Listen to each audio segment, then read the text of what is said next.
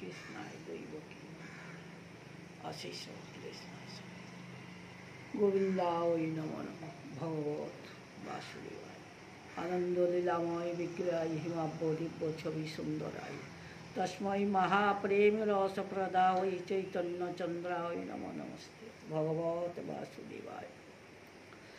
গীতা পড়ছি। বন্ধুরা সব ভালো আছো তো?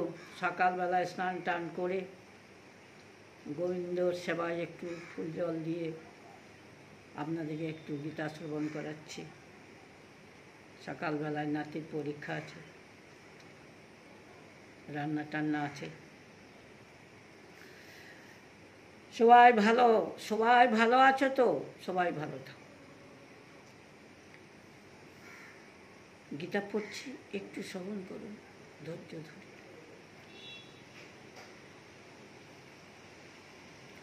পঞ্চদশ শ্লোকে আসুরি প্রকৃতির দুষ্কৃতিকারী লোকেদের ভগবানকে ভজনা না করায় এই ১৬০০ থেকে ১৯ পর্যন্ত সুকৃতি পুরুষদের দ্বারা ভগবানকে ভজনা করার কথা বলা হয়েছে। ভগবান এবার তাদের কথা বলছেন যারা সুকৃতি হয়েও কামনার বশে নিজ নিজ প্রকৃতি অনুসারে অন্য দেবতাদের উপাসনা করেন। তাহলে কাময় স্তৈ হৃত জ্ঞানা পপদান্তে হন্য দেবতা তং তং নিয়ম মাথাও প্রকৃতা নিয়তা সয়া। বিভিন্ন ভোগের কামনায় যাদের জ্ঞান অপহৃত হয়েছে তারা নিজ নিজ স্বভাবের বশীভূত হয়ে সেই নিয়ম পালন করে অন্যান্য দেবতার পূজা করেন, অর্থাৎ উপাসনা করেন। তাহলে এখানে তং তং দুবার বলা হয়েছে, এই দুবার প্রয়োগ করা হয়েছে। কামনার দ্বারা জ্ঞান অপহরণ হওয়া কাকে বলে? কামনা যাদের খুব বাসনা কামনা, তাদের জ্ঞান অপহরণ কাকে বলে? তো সেই শব্দ দুটি প্রয়োগ করে দেখানো হয়েছে সকলের কামনা এক প্রকার হয় না, যার যেমন ভাব তার তেমনি লাভ। মা যশোদা শুনেবাসী ননী দেবা ননী দে, আর পিতানন্দ শুনেবাসী ওই যে বাধানে, আর সখাগণ শুনেবাসী বনে শোভায়, আর শ্রীমতী শুনে নবাসী ঘাটে এসরায়। তা যার বাসি যখন বাজছে, যার কানে যেমন বাজে তেই তো সেমন শুনে, যার যেমন ভাব তার তেমনি লাভ।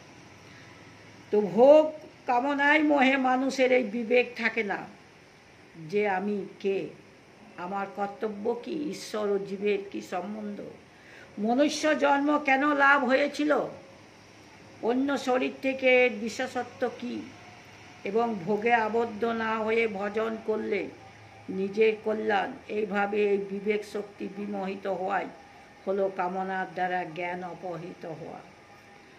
তো পঞ্চদশ শ্লোকে মায়া পহিত জ্ঞানা বলা হয়েছে। এখানে যাকে তৈ কামে হত জ্ঞানা বলা হয়েছে, তাতে কি পার্থক্য? পঞ্চদশ শ্লোকের যার বর্ণনা আছে তাকে ভগবান পাপাত্মা মূঢ় নরাধম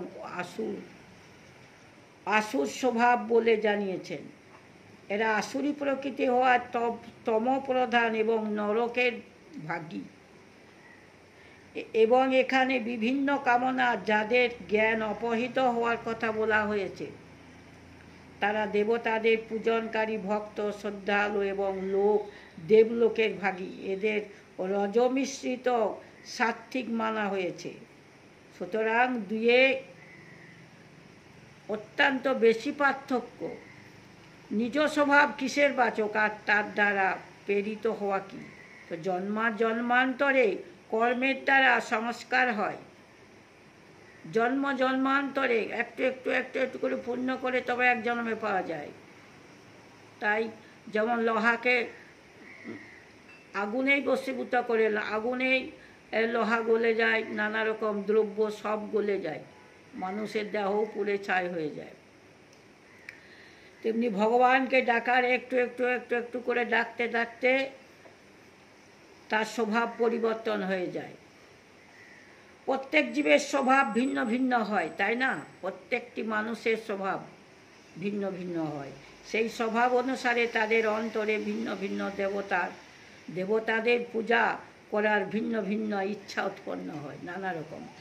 যাদের মন ভিন্ন ভিন্ন, কেউ কালী পূজা করে, কেউ দুর্গা পূজা, কেউ গণেশ পূজা করে, কেউ ভূত পূজা করে, কেউ দৈত্য পূজা করে, কেউ নানা রকম, যার যেমন মনের ভাব ইচ্ছা উৎপন্ন হয় তার থেকে প্রেরিত হওয়া বলা হয়। তাহলে সেই নিয়ম ধারণ করে অন্য দেবতাদের ভজনা করা কি?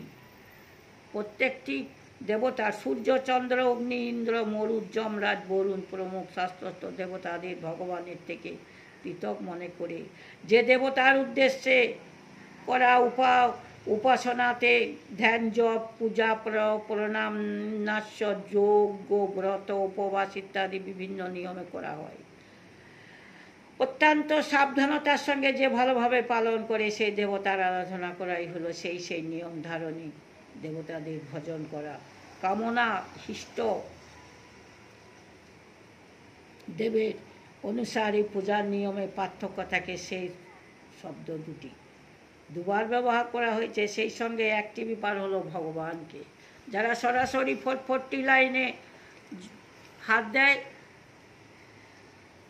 তারা শেষ, যারা কিছু জানে না বিদ্যুতের সম্বন্ধে। তো তেমনি গোবিন্দকে ডাকলে আমরা 440 লাইন, গোবিন্দ আমার 440 লাইন।